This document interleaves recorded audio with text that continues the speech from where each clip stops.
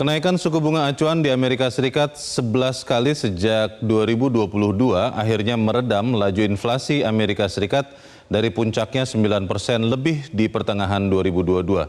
Pada saat yang sama, ekspansi usaha tertekan dan ancaman resesi menekan dunia usaha dan bursa saham. Namun angin segar datang dari pertemuan ekonom di Jackson Hole. Untuk informasi selengkapnya dilaporkan tim VOA dari Washington DC, Amerika Serikat. Dalam pertemuan tahunan, pimpinan Bank Sentral, ekonom, dan akademisi di Jackson Hole, negara bagian Wyoming, Kepala Bank Sentral AS atau Federal Reserve, akhirnya secara eksplisit menyatakan segera diturunkannya suku bunga acuan. The time has come for policy to adjust.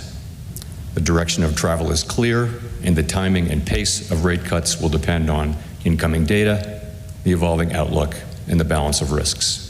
Jerome Powell mengungkapkan laju inflasi saat ini semakin mendekati target The Fed sebesar 2%. 4.5 years after COVID-19's arrival, the worst of the pandemic-related economic distortions are fading. Inflation has declined significantly. The labor market is no longer overheated. Meski Kepala The Fed tak menyebut September sebagai dimulainya penurunan suku bunga, pengamat umumnya menilai Bank Sentral AS tak akan menunggu lebih lama lagi. The dangers of waiting beyond September to cutting rates are primarily that these interest rates really make a significant impact on financing costs for companies and for individuals. Continuing to wait might just push us over the edge a little bit too far.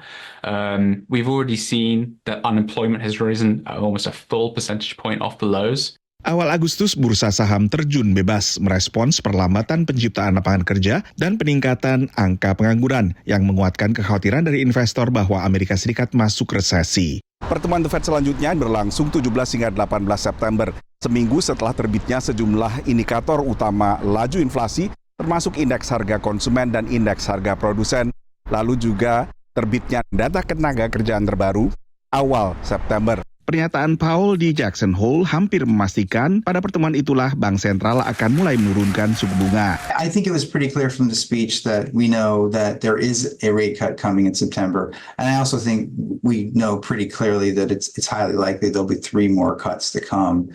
Now, the data could change, obviously, between now and then. But in terms of size, I would say that it's likely it's a 25 basis point cut. There was nothing in the speech to indicate the need for panic. And I think the Fed is just going to gradually cut.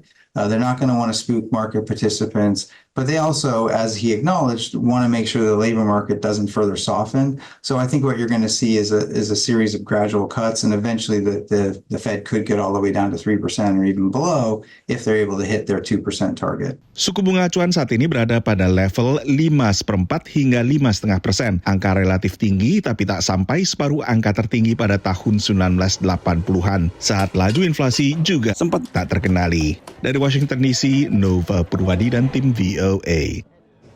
Jelajahi cara baru mendapatkan informasi. Download Metro TV Extend sekarang.